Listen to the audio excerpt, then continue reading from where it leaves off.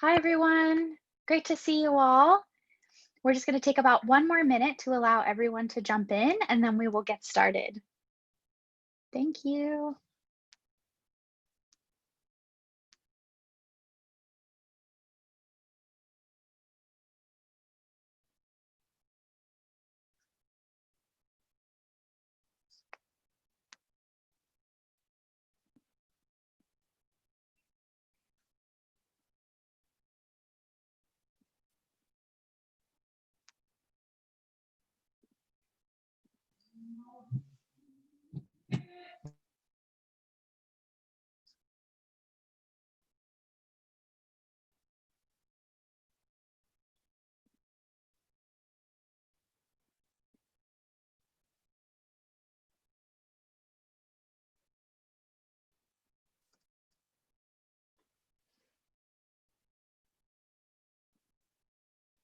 All right, we are at time, and I want to honor the fact that everyone is here. So welcome everyone to week 2. We're going to begin as always with a time in. So I encourage you to find a comfortable seat. You can choose to keep your eyes open or closed, whichever works best for you. And we're going to move through something today called rainbow spine. So you can take your hands and place them either on your thighs or towards your knees. And the idea of this breath is that we're moving our body forward and back, sort of opening up and then closing with each breath. Okay, so take a deep breath in, reach your chest forward. And then a deep breath out, pull your belly button back to your spine. Nice, beautiful, everyone. Big breath in, reach forward. Big breath out. Now keep this movement going forward and back. And I invite you to think about the colors of the rainbow with every breath. So perhaps as you breathe in, you're thinking of red. As you breathe out, orange. Breathe in yellow. Breathe out green. Breathe in blue. Breathe out indigo. Breathe in violet. And then breathe out the whole rainbow. And then roll up to a seat. You can blink your eyes open if they were closed and roll your shoulders a few times. Wonderful.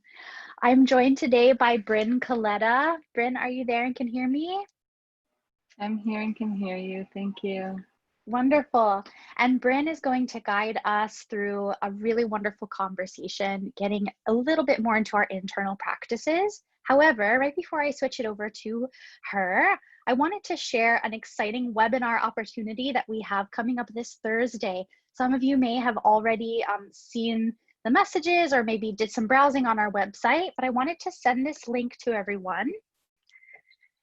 And this month's webinar, this month's workshop is to learn how to keep students engaged and connected through brain breaks as well as mindful movement in a virtual classroom setting. As I mentioned, it's going to be this Thursday, October 15th, 4 p.m. Pacific time, 7 p.m. Eastern time. It'll be a roundtable discussion followed by a practice to embody different tools and then a live Q&A.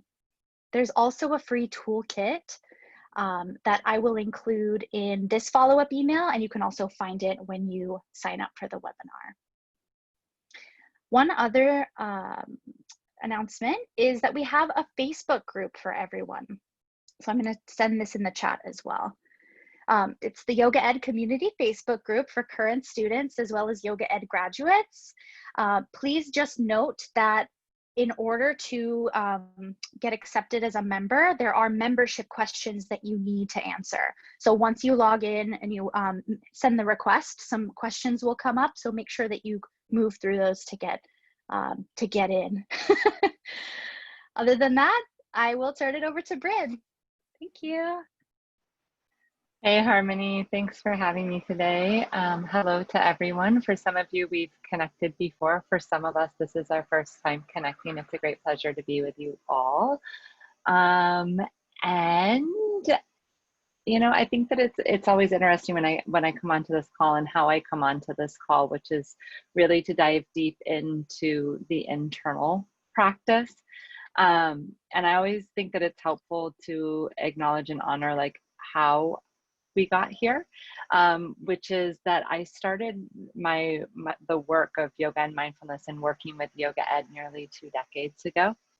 And the way that I started my journey into the practice was while I was doing my master's degree at the University of Hawaii, Manoa. And I had the great pleasure of working in a which on the mainland would be considered as like an urban middle school. So middle school here in Honolulu, Hawaii. And I taught yoga as an alternative to PE for 2 years. And what I was interested in looking at in that experience of teaching yoga to the group of adolescents was looking at, could yoga be a viable alternative to PE? And were there any upticks in the mental and emotional outcomes that students would experience by practicing the physical practice of yoga that would translate into other areas of their lives, potentially on campus or even outside in their communities and the homes in which they reside? And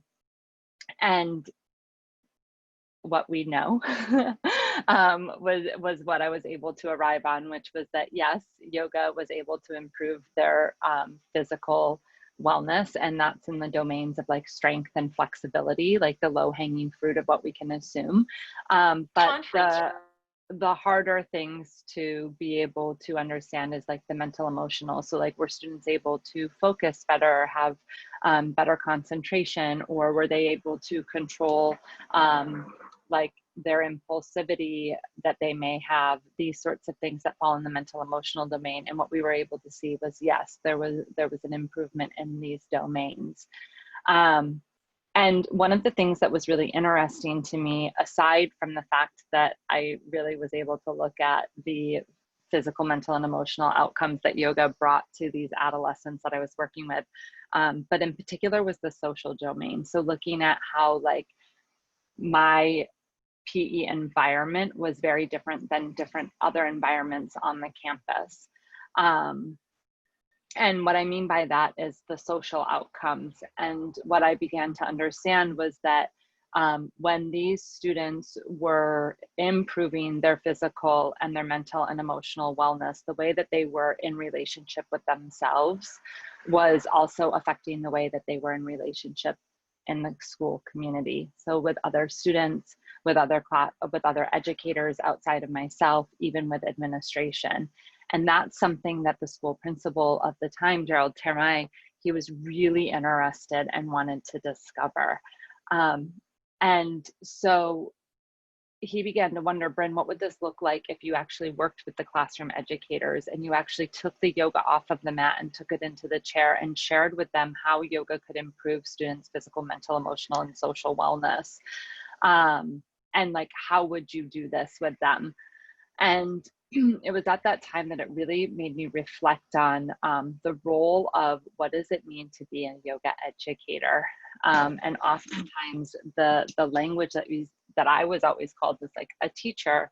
But for me, I wasn't teaching yoga, I was educating. I was educating students how to be physically, mentally, emotionally, and socially well, which is very different from teaching them.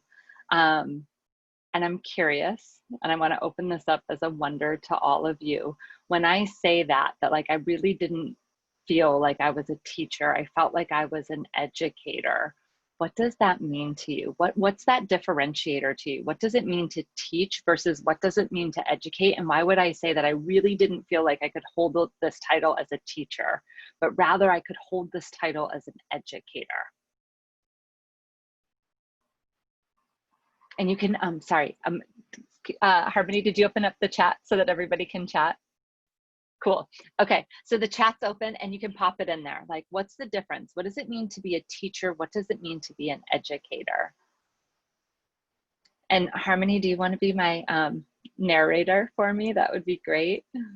Sure. Great, thank you. So Katrina shares, maybe teaching is giving information and educator is more of helping them learn skills. Awesome. What else?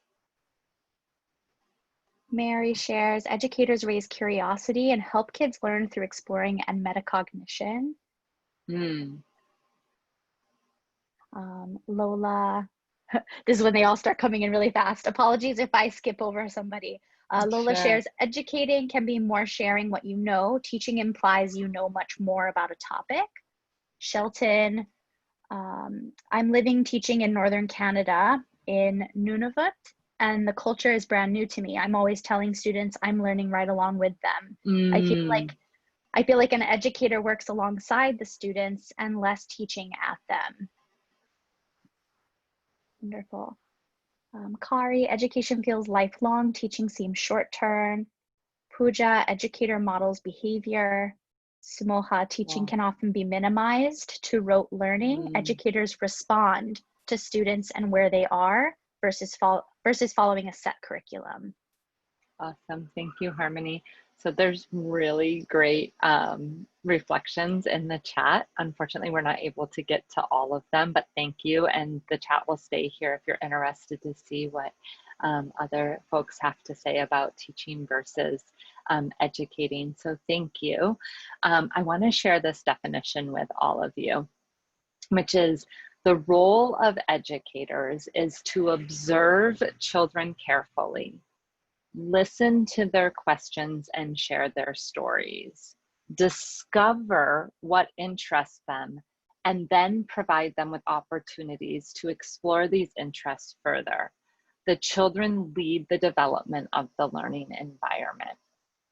Okay, so Julia, Harmony is going to go ahead and drop that into the chat. And I want to pull out some keywords, and Harm, if you'll type these for me, that would be super helpful. And the keywords that I would like to pull out are listen. Oh wait, sorry, ready? Observe, listen, discover, explore. So observe, listen, discover, and explore. Okay, and I just saw a pop into the chat, which is that Amy says it sounds like a collaboration. So these 5 words, when we reflect on what it means to observe, what it means to listen, what it means to discover, and what it means to explore, it all really quickly brings me to mindfulness. Okay, so in order for us as educators to observe children, to listen to their questions and their stories, to discover what interests them, and to explore these opportunities and further with more detail, to me, mindfulness is essential in this process. Okay, so something that I also know is that mindfulness has become quite vernacular, especially within the field of education. We hear a lot like mindfulness, mindful educator, mindful classrooms. But what is mindfulness? So I think this would be really helpful for us to define. And please know this conversation is fluid and it's an experience. So what it is for maybe Becca, who's here on the call, might be one thing, and Stephanie, who's on the call, another, Joel, another. So just an idea, like what is mindfulness and what is mindfulness to you? Okay, throw it up in the chat. What is mindfulness?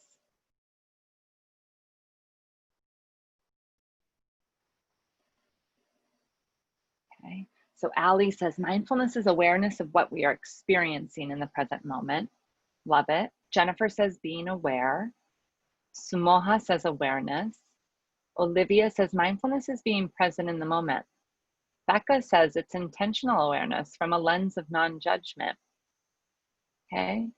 Juliana says, being aware of yourself, others and the world around you are acting with intention. Megan says, being purposeful. Shelton says, being aware of your thoughts and being. Okay, nice. Ready? Is mindfulness something that we are, or is mindfulness something that you do? Throw it up there. What are your thoughts? Is mindfulness something that we are, or is mindfulness something that we do? Mary says are. Sumoha says practice. I love it. Sumoha, I'm so happy you're here, by the way. Jennifer, are. Both. B, something that we do, right? So you see, like, we're all like, wait a minute, what is it? And how do we define it? And what does it mean to be mindful? And what's the context in education, right? So John Kabat-Zinn, and we'll drop you a link to his work if you're not familiar with him. He is the founder of the Mindfulness-Based Stress Reduction Center in Massachusetts. And he has really modernized what mindfulness is here in the West. And he says that mindfulness is paying attention on purpose in this moment, non-judgmentally. Okay, so Harmony, will you drop that into the chat for me? So he says mindfulness is paying attention on purpose in this moment, non-judgmentally. Okay, that's a practice. That's something that we are, right? I'm right here in this moment, connected with all of you.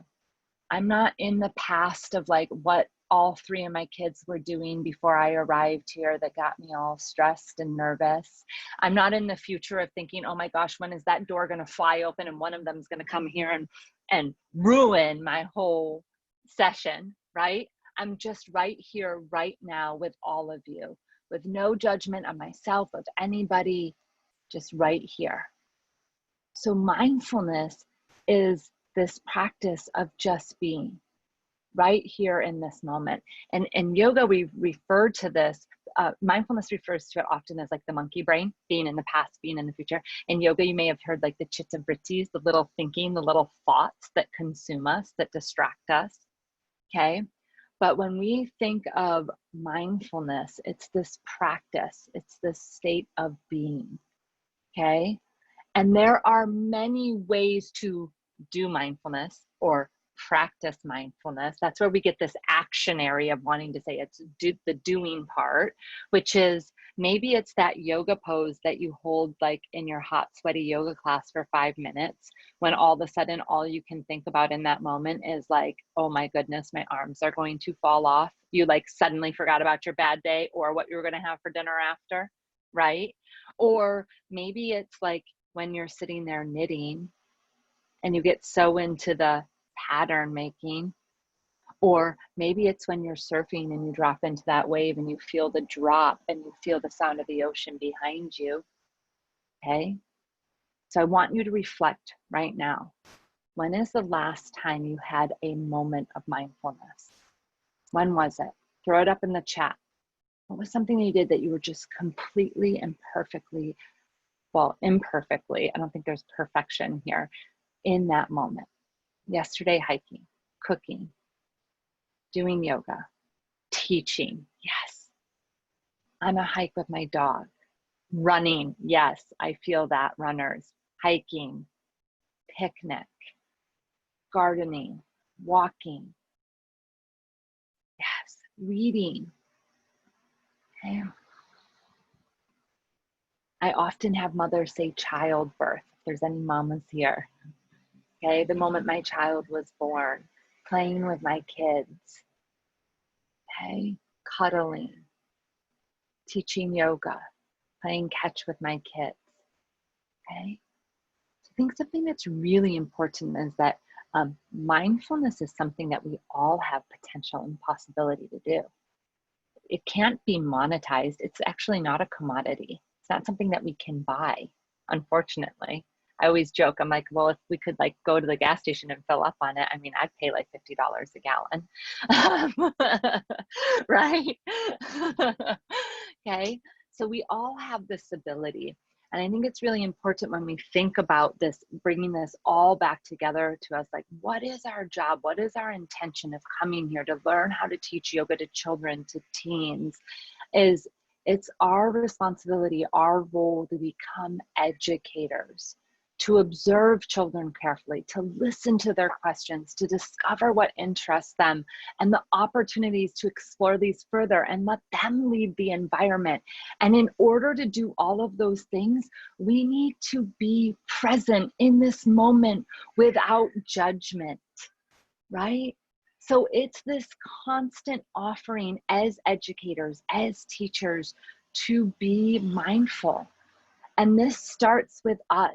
So if we are going to teach yoga and mindfulness to our students, we ourselves as educators, as parents, as teachers, however you identify, need to show up in our own yoga and mindfulness practice ourselves. So for 20 years, I've been doing this work in classrooms, and I often get the feedback from like the most, senior educator to a brand new educator of, Bryn, how do you command a classroom the way that you do? And honestly, I'm like, you can have every behavior management technique. You can have all the training in the world.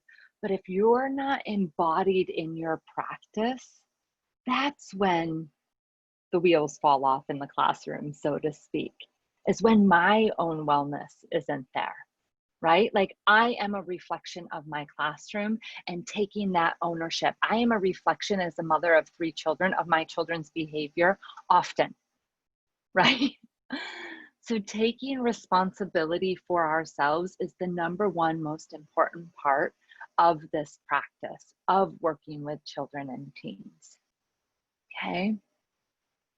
And so we talk about this at Yoga Ed often in this like be, do, have metaphor, and the reflection that like we must be the yoga if that's our intention. So what I mean by that is like, let's imagine that I'm going to walk into a classroom of kindergarten students and I'm going to teach them how to calm their bodies. But I've just like gotten into a huge argument with my 8-year-old that I've dropped off at the 2nd grade classroom before I got to the kindergarten classroom. And I'm really irritated and in it with him. And I show up to the classroom and the kids are like, hey, Miss Bryn. And I'm like, can you not touch me right now? Or back up, give me space, right? Is anything, and my intentions are to like teach them how to be calm and how to be kind. What's happening there, right? I'm totally just living my full human catastrophe, which is totally normal, real life being, right? But does that feel calm? Does that feel connected for a child when Bryn shows up being Bryn like that? Probably not, right? That's the B. Like whatever my intentions are to share with children, like I need to be that intention. The do is the action. So if I want to go in and teach children a mindfulness practice, then I need to have done a mindfulness practice myself. Otherwise, I don't have an embodiment of it or understanding, right? So we need to do the practice that we're teaching. And then the outcomes, this is the have. This comes back to like what I started the conversation in, which is the domains of what are we doing here? What are our intentions of teaching and sharing yoga and mindfulness with children and teens? Well, we want to help them be physically well, mentally, emotionally well, socially well. And in order to do that, I need to actively be in practice of yoga and mindfulness in order to constantly be working to show up to my optimal wellness, physically, mentally, emotionally, and socially, okay? So at Yoga Ed, when we're thinking about this in this holistic perspective of like, we're yoga educators and our intention is to be as healthy and well as we can be so that we can share health and wellness with our students, we think about different practices that we can do to show up, to have our own practice. And we have these 5 pillars that we talk about. Self-awareness, authenticity, curiosity, self-compassion, and empathy. So I am actively working on self-awareness, my authenticity, my curiosity, my self-compassion, and my empathy for myself in relationship with myself, as well as my relationship with my students in my classroom. So what we're going to do is a little bit of an activity to explore this deeper. Harmony is going to break us out into breakout rooms When you get into your breakout room, you will be assigned one of these pillars, and it will be your group's responsibility to do the following. First, you're going to briefly introduce yourselves. Remember, clear is kind, so being kind, especially when we're under time. So just clear and concise who you are, where you're from. And then what you are going to do is together come up with a definition for the pillar. And I say this like 2-3 sentences, like a simple short description. What is self-awareness? What is authenticity? How would you define this collectively? And then the next thing you're going to do is you are going to come up with an example to share how you as an educator practice this pillar in relationship to your students or the young people in your life. Okay, so this is a little tricky. Like, I want you to think, like, how do I show up and practice self-awareness when I'm in relationship with my students, right? How do I practice authenticity when I'm in relationship with my students? So not how you teach them to do this, how you do this as an adult person in the lives of young people, okay? Harmony, I'm going to ask that you set us up into our groups. Thanks for the co-piloting. And remember, if you ever need to leave a breakout room, if you need support or help, Harmony are outside of the breakout room. Leave the breakout room and we can support you in any way that you need. Harmony, thank you. Thanks, Bryn. All right, so we're going to be, when you get the breakout room invitation, there's usually a number connected to that. So for example, join breakout room 3. So if you're in breakout room 1 and 2, you're going to talk about self-awareness. Breakout rooms 3 and 4, we'll talk about authenticity. 5 and 6, curiosity.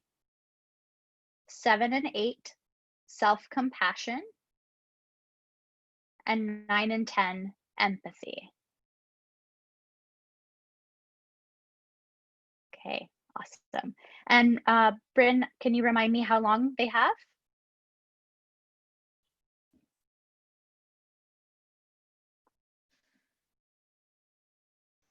Okay, sorry. 10 minutes. So at 10 after the hour. Perfect. So I will send everyone a chat when we're halfway through, and then you'll know you'll have 5 minutes to close it out. All right, Perfect. here we go. Thank you.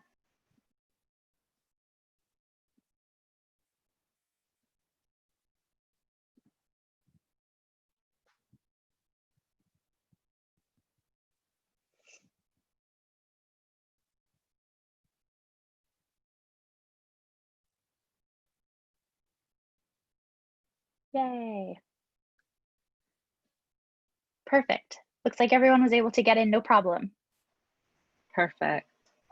I totally accidentally left my chat room when I didn't want to. Oh, so that little thing comes up that says you have like a minute left, and then I click the wrong button. But anyways, I'm back. Oh, that's good to know. Yay. Okay, good. Awesome. Yeah, you were cutting out right as you were saying, I think I'm going to be, and then it was like done.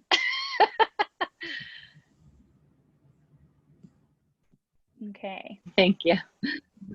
All right, we're all back. Okay, great. So what I would love to do is we're going to go ahead and call on the groups. Unfortunately, we won't be able to call on all of our groups just because of time, but I want you to know that we honor the work and the process that you and the rest of your colleagues have done. So thank you for your understanding in advance that we can't hear from everybody. So I'm going to go ahead and start with self-awareness. When we call on somebody, if you could please share what the definition is that your group came up with, as well as give the example of how you practice this alongside the children or teens that you're working with. So for self-awareness, Joel, would you be willing to unmute and share what your group talked about for self-awareness? Hi, yeah. So I'm not actually our designated spokesperson that we selected, but Oh, perfect. Would you have your designated spokesperson talk for you? That Or decide Joel that could in do it. advance. Joel could do it So also. Joel, That's you gotta fine. go. Okay. Amanda, Joel, do were you you the wanna talk, or- designated spokesperson? I was nominated by 2 people, yeah. Wonderful. Thank you. Go away. Okay. I was just kind of thrown in there. So I'm just going to go off of my memories of what we had discussed. But for self-awareness, I think big picture, we had talked about, you know, it's becoming more in tune and in touch and connected with your internal world and how you're feeling inside, and how that's also reflecting to your external world and impacting the external world around you. And a big part of that is also, it's not just recognizing it and observing it, but also looking deeper into the why and trying to understand, okay, I recognize I'm feeling this way. Why am I feeling this way? And trying to understand the why. And we had a few examples. We kind of, Bryn, went back to your example of, you know, going in after, you know, getting to an argument or feeling frantic, and now you have kids to teach, and practicing good self-awareness in that moment would be, you know, maybe pausing for a minute, doing some breathing. So some strategies that we know to calm the body and the emotions, and just tapping into, okay, I'm feeling this way. I think I'm feeling this way from what's just happened. Now, how can I be more present with my kids? Maybe doing mindfulness altogether. So that was an example that we kind of branched off of. Awesome. Thank you, Amanda, Joel, and the 1 or 2 other people that were in your group. And I love what you point to towards the end of the definition, Amanda, which is that I think when we see the word self, we often think of ourself and the self-awareness, which is absolutely a part of it, right? Like the ability for me in that moment that like I got into the argument with my son, to recognize like that argument is getting me really amped up. And like, that's the ability to recognize, like, I'm amped up inside, I'm irritated, but that one step further, that it's just not about yourself. It's also about how you're in relationship with yourself and how that affects others. And that's really important for us to realize as educators, also for our students to understand in relationship in a classroom. When you have 20 students, like the way that your internal world is like reflects and affects the rest of us here in this space. Right? And then when we as educators have the ability to like tune in and have self-awareness, and the more we do it, our brain as a muscle, the stronger it becomes, right? And the less reactive we are as parents or educators, and the more responsive that we are. And when we are in relationship with ourselves that way and model that to our students, it reinforces for that mirror-like behavior, right? That be, do, have, intention, action, outcome to happen, right? And I love how you all, of course, took it to one step level, like beyond self-awareness. I know, Harmony, I saw her smile, and you're like, and then you could take a breath, which like falls into like the self-management, right? Like we can't manage ourselves if we're not aware of ourselves. So I love how you like stepped that out. And that falls into the social emotional domain when we have awareness of our behavior and then being able to support it as we need. So thank you, really well done. Authenticity next. And let's see, Katrina, would your, I'm not sure if you were the spokesperson, so the person that was the spokesperson in your group, would you unmute? We don't have a spokesperson, but I think Sophie's probably better at wording it. I can just do since like because we don't have a lot of time. Sure. We had said that it's basically being genuine, showing your vulnerability and your willingness to make mistakes, and then expressing your genuine emotion like in the moment. And we all kind of had an example of each of those things, but I just said that when I start my yoga class, I kind of tell the kids before we have our discussion, this is how I feel, this is what I'm feeling in my body. And then we do the yoga practice and I say, oh, this is what changed in my body now that I did this yoga practice, or this is my mind, maybe I still am a little worried about this, but I don't feel like my heart's racing anymore. And I try to really pull from like something that I really am feeling. Maybe I'm feeling great, you know, and I tell them that. So it's not always just like, oh, I'm anxious, but I try to use that. That's what my mentor had told me to do. So. Yeah. Thank you, Katrina. Is somebody else speaking? Okay, I love that. Authenticity, I feel like authenticity is fueled by self-awareness. Like we have to understand what's going on in our internal world, then to articulate it in an authentic way. And authenticity is this idea of like this way of being truthful and open to what is happening in the present moment, right? So Katrina pointed to that, like the ability to tell your students, like, you know, I'm having a really tough day. And so I'm finding that I'm a little bit on edge right now. Like, wow, humanizing, right? Or I'm really excited and I'm so happy. And as a result, I'm feeling a little bit scattered with my energy, right? And what happens when we as educators have the ability to be truthful and open and honest to what is happening in the present moment is it helps to create safe and brave space for our students, right? So it allows them to know this is a place of safety. This is a place that's brave. And I actually can tell the truth. And it's honored for me to tell the truth. And it's okay for me to tell the truth. So even if you reflect back to your own childhood, like think about the classrooms were you in.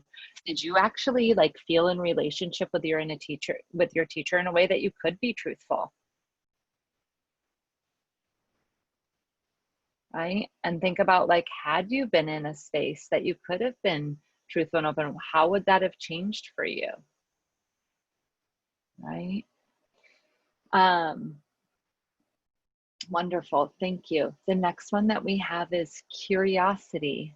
Let's see. Luciana, would you be willing to speak, or somebody who is your spokesperson?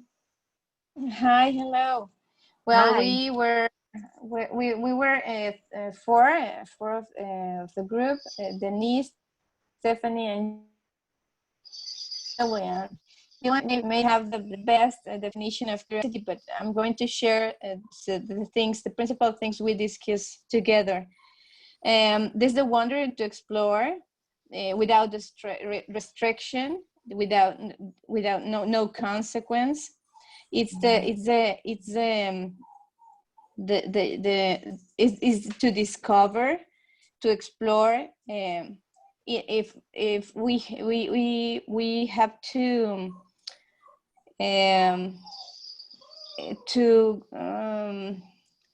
very find it in the inner child, the curiosity. I think it's good. It's most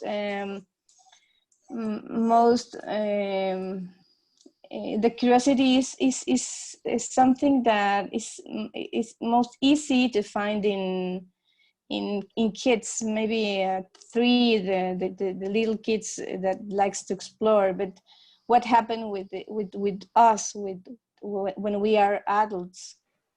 This is important to maintain and not and try to do it with no consequences. Thank you, Luciana. Beautiful.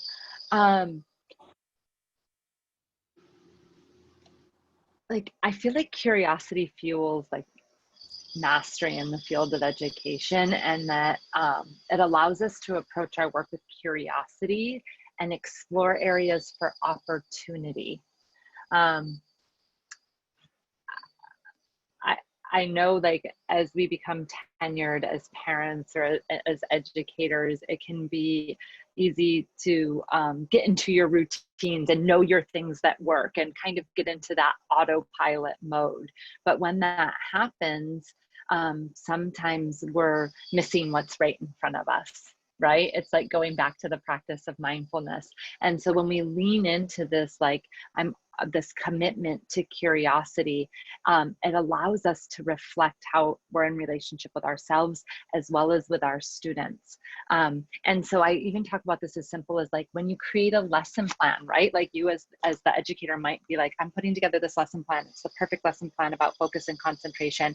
And then you go and teach it to the kids and it like, they're engaged and it appears to be wonderful and you leave and you're so happy.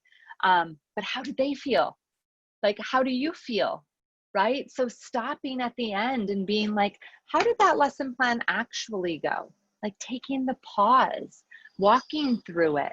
What did you discover? Oh, actually, I missed this whole entire sequence. Why? Right? Asking your students, how does that pose feel? What about if we did this? Right? So that practicing of curiosity really allows for, like, back to the educator definition, the opportunity to explore, to discover, when we constantly have this practice with ourselves. Okay. The next one that we covered was self-compassion. Okay, so let me see, Harmony, you gave me self-compassion. Awesome. Sumoha, yourself or your group, would you be willing to speak? Sure, I can definitely share, and then I'm going to encourage my group members to like jump in. So one of the things that we talked about in terms of like how we might define self-compassion is demonstrating kindness to ourselves, and maybe beginning with a question of how can we honor ourselves in any circumstance, so that we can, like, you know, extend the compassion to others. So it's like extending compassion to ourselves so that we can then extend it to others. And it's not just like the good parts of ourselves, but all parts of ourselves. So it's really focusing on the whole being. And then in terms of, we also shared about like different ways that it shows up for us, that there's some daily practices that we can do to demonstrate self-compassion or to strengthen it. Like, you know, if we think of self-compassion as a muscle, then to strengthen it, we can have practices. And like yoga is one of those practices. Journaling is another practice. Gratitude is another practice. And so there's multiple avenues or vehicles to be able to strengthen self-compassion in our lives. Mm-hmm. My group members, is there anything else you want to add?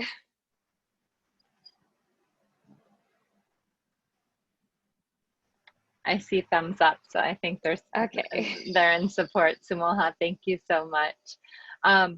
You know, I once heard somebody say, self-compassion is like when we give ourselves the same kindness and care we would give for a friend.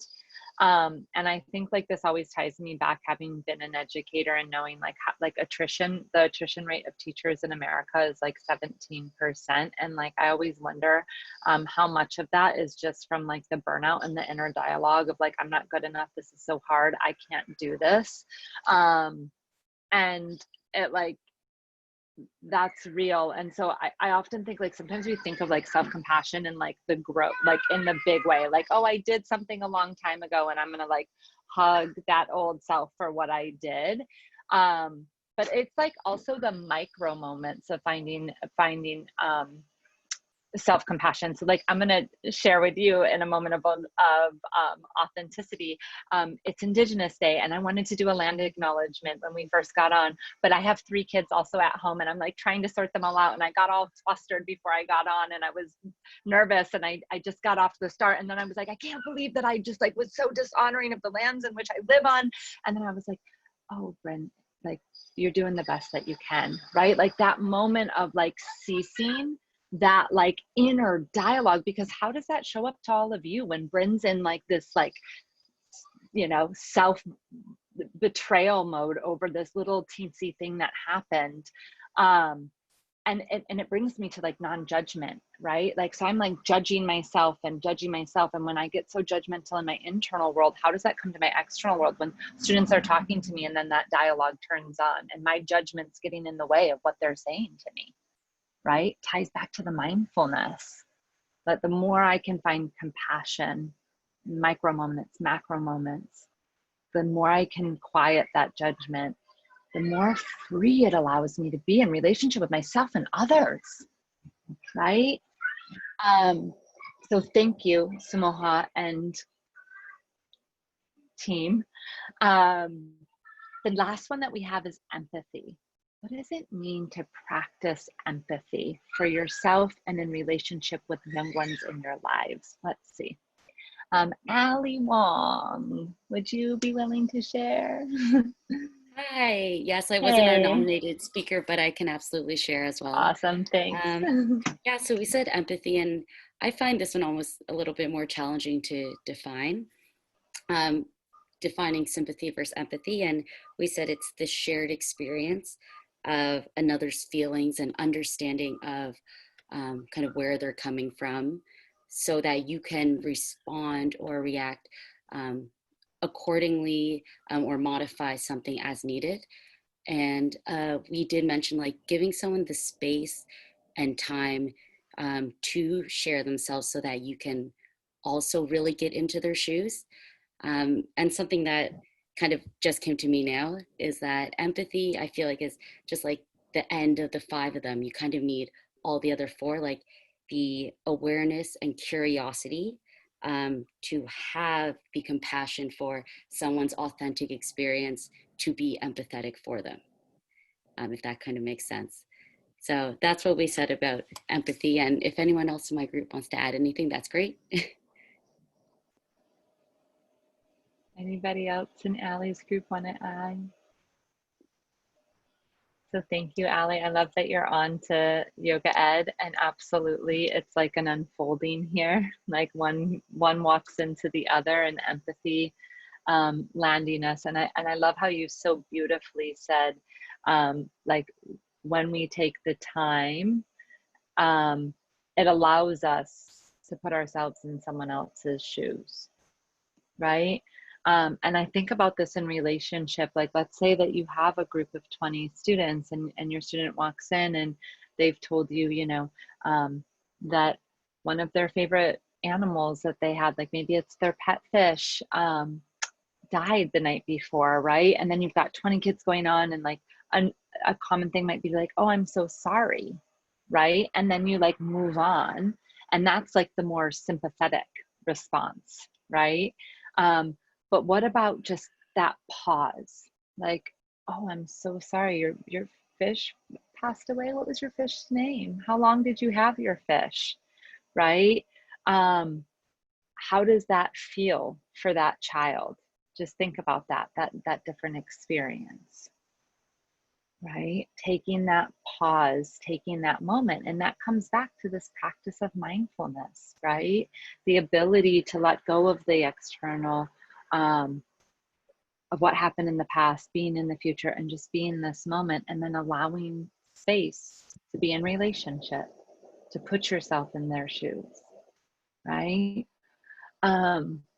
So then, like, when we show up as yoga educators in this practice, when we show up in our own practice of yoga and mindfulness, then this is reflected in the external space. But before we can even do it with our students, before you can go teach all the breathing exercises and all the yoga poses and your beautiful lesson plans that you're going to put together, I believe that this practice starts with us as the educators, us as the adults in young people's lives, that it's our responsibility to have an embodiment of this practice. And that when we do, that's when relationships change. That's when school cultures and classrooms shift, is when we as the adults have that embodiment. Okay. And so we talk about this in yoga ed, from the internal to the external. I think it starts off when we, in the curriculum, and even in the asynchronous, the pre-recorded content, I give the example of like when you're really happy and you're in a great mood, like everything's wonderful and all your students are lovely. And then like when you've had a bad day and stuff's real tough, you're like, she's annoying and he's that, and I can't believe she's looking that way, right? But really have like, has the day changed? Are those people any different? Probably not. Who's different? you, right? Me. So really taking that responsibility for ourselves in the relationship and thinking about, you know, when we can show up as educators, and that when we can communicate by listening with our whole self, with our eyes, our ears, like if you have ability to have the senses, or the senses that you do have, right? Showing up as your whole self, being able to be empathetic, looking at the way that you communicate, that you clarify with your students, really transforms relationships on campus. So the last thing that I'm going to leave you all with is this, and it's coming back around to how I started our time together, which is your job as a yoga educator when you graduate from this course will be able to clearly articulate, like, why should children do yoga? And that's really hard to do for a lot of us. Like, you know, it's really easy to be like, well, yoga's good for your kids. Well, why? Like, if I was a school principal, like, why is yoga good for my kids, right? Or if you're talking to a parent and you want to put together a yoga class at a local yoga studio, like, why should I sign my 8-year-old up for your yoga class? And so it's really important that we think about the domains, the physical wellness, the mental wellness, the emotional wellness, and the social wellness. So physical is like the body, right? And then we talk about this like strength, flexibility. Mental's cognitive for us at Yoga Ed. Like, how, if my 8-year-old has a regular practice of yoga and mindfulness, would this help him cognitively? Okay. Emotional is our feeling domain. Okay. If I have a practice of yoga and mindfulness, if I teach yoga and mindfulness in my classrooms, how will this support the way that my students feel? And then the last is social. Okay. If I have a practice of yoga and mindfulness, how will this improve the relationships in my classroom? Whether that's in the yoga studio, whether that's here in the online space, whether that's in a school classroom, like, how will it improve? And I really believe that when we as educators can speak clearly and concisely to the physical, mental, emotional, and social benefits that yoga and mindfulness brings to children and teens, that's when administrators lean in. That's when other teachers are like, oh, I get it. I'm willing to try that out. That's when a parent's like, ooh, give me all of that for my child. They really, yes, absolutely, I'll be bringing them to your yoga class, right? So that's going to be your homework that I'm going to leave you all with. Harmony is going to follow up with you in week 3 and loop back around to this. But I want you really to try it on, like, hear yourself out loud, write these 4 categories down and say, like, yoga can help your child. How physically? How mentally? How emotionally? How socially? Okay. So before we sign off, I want to open it. Does anybody have any questions or clarifications that they need from myself before you move on? You can go ahead and raise your hand. You can do like a good old fashioned, if you're not sure where to find that Zoom hand, Harms will scroll our pages for us. Any questions? And then do you have any questions or clarification that you need from Harmony?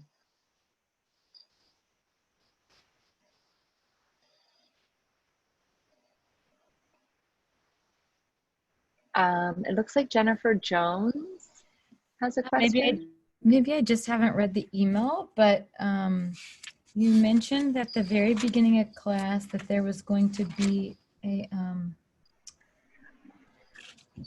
like an extra class on Thursday. I can't remember what it was called.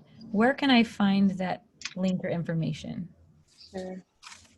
Harmony. And So maybe it's it's an not email coming, already. it's a workshop. Yep, it's a workshop that we're hosting at Yoga Ed that will be in the follow-up email. We'll send the link to it. But also, Harmony, could you drop it into the chat one more time?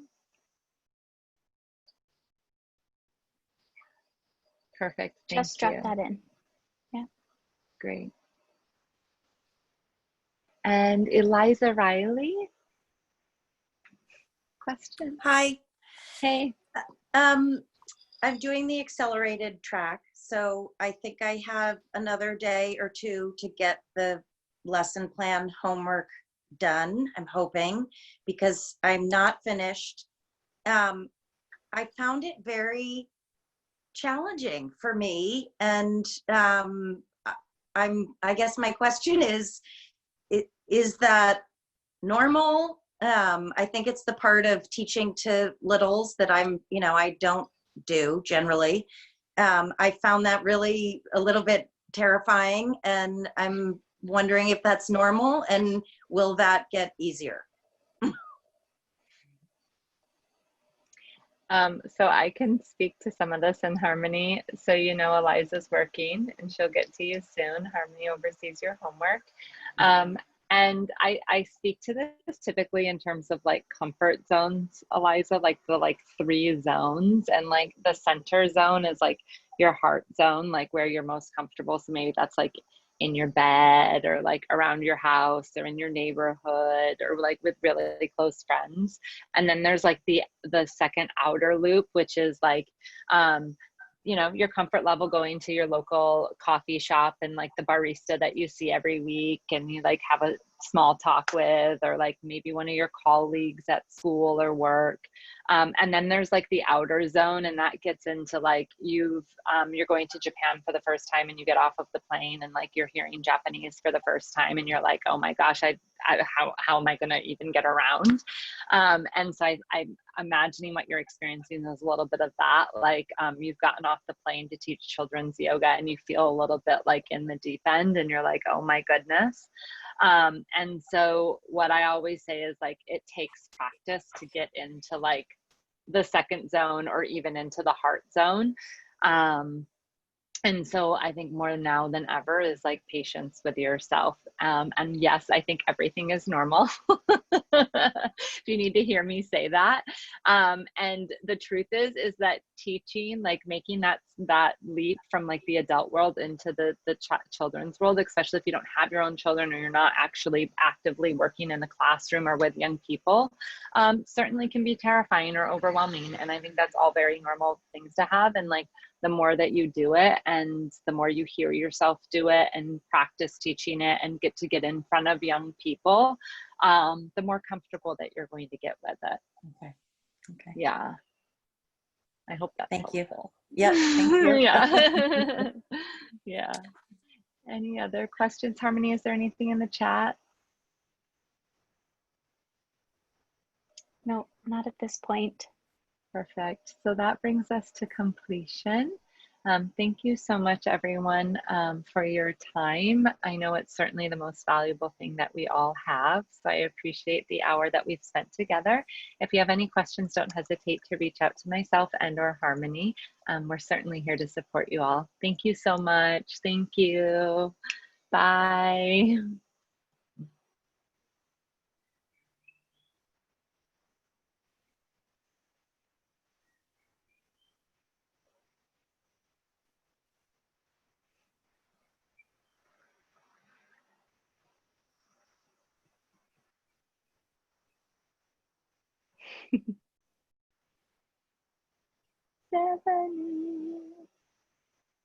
Stephanie, I thought this whole entire time that you had shaved your head.